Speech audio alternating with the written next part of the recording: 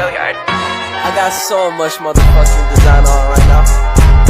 Break it down, bring it back, make it clap. I got 3 old thoughts, new block, where that damn bitches on my line, and you know. Assalamualaikum warahmatullahi wabarakatuh. Halo teman-teman, perkenalkan nama aku Alfitri Devina Artanti dari kelas 4B dengan NPM 21310030. Di sini aku akan menjelaskan tugas praktikum farmakologi toksikologi 2 dengan judul efek anti diare daun harendong atau Maletosoma balataricum L pada mencit putih jantan Swiss Whipster. Yang pertama itu pengertian anti diare. Diare adalah suatu gejala gangguan pada saluran pencernaan di mana konsisten tinja berbentuk cairan atau setengah cairan dan frekuensi terjadinya defekasi lebih sering dari keadaan normal, sekitar 4-5 kali sehari. Dengan demikian kandungan air pada tinja lebih banyak dari normal, yaitu 200 gram per hari. Karena berat feses sebagian besar ditentukan oleh air feses. Kebanyakan kasus diare disebabkan oleh gangguan air dan elektrolit di usus. Penyebab diare yaitu yang satu, peningkatan tekanan osmotik di dalam usus sehingga menyebabkan retasi air di dalam lumen. Yang kedua itu sekresi elektrolit dan air yang berlebih ke dalam lumen usus. Yang ketiga itu edukasi protein dan cairan dari mukosa. Yang keempat itu meningkatkan motilitas usus sehingga mempersingkat transit. Tujuan masalahnya itu, adapun tujuan dari penelitian ini adalah untuk mengetahui efek anti diare ekstrak dan fraksi daun harendong atau Melasthoma balataricum L. Yang ketiga itu alat dan bahan. Yang pertama alatnya kertas saring abu, pelaratan gelas laboratorium farmasi, sarung tangan, tempat makan dan minum hewan uji, kandang modifikasi, jarum suntik 1 mili dan 3 mili, timbangan, masker.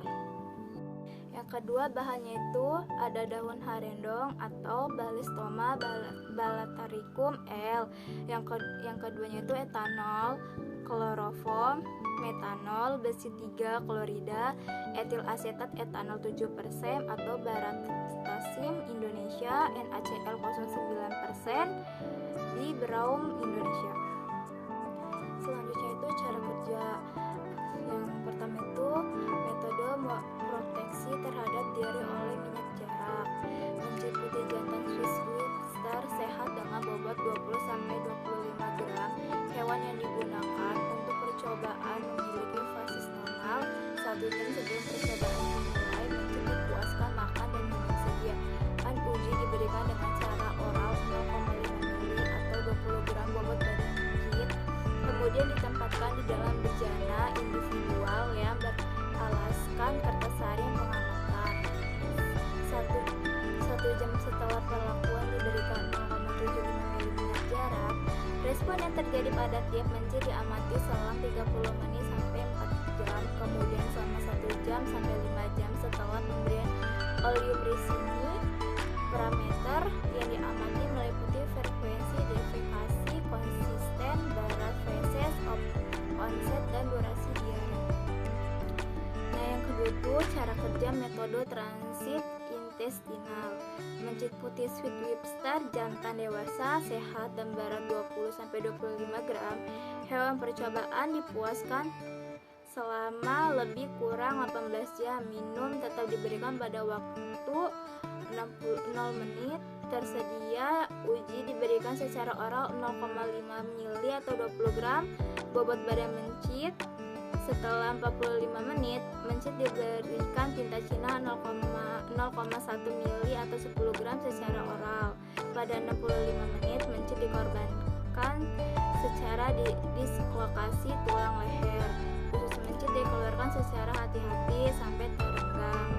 Panjang usus yang dilalui marker tinta mulai dari pilorus sampai ujung akhir atau yang berwarna hitam diukur. Demikian pula panjang seluruh usus dari masing-masing hewan dihitung rasio normal jarak yang ditempuh marker terhadap panjang usus seluruhnya.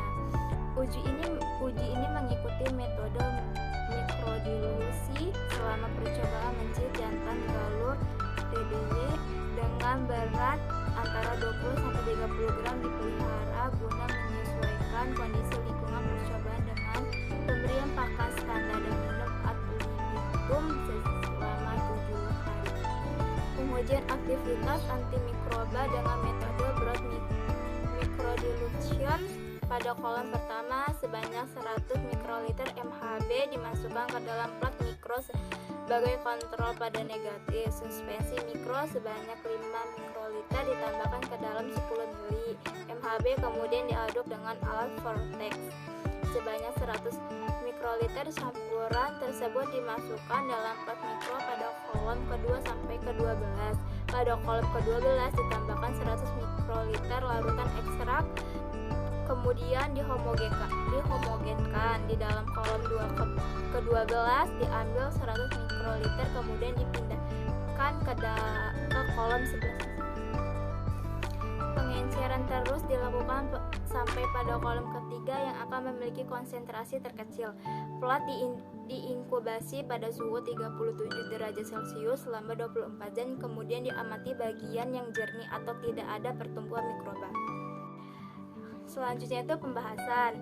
Daun harendong atau Melasthoma balatricum L diperoleh dari daerah Banten, Rujeng, Majalengka dari data destrimasi yang dilakukan di Herbarium Badugensi. Program Studi Biologi Sekolah Ilmu dan Teknologi Hayati Institut Teknologi Bandung diperoleh informasi bahwa tanaman uji yang digunakan merupakan harendong atau Melasthoma balatricum.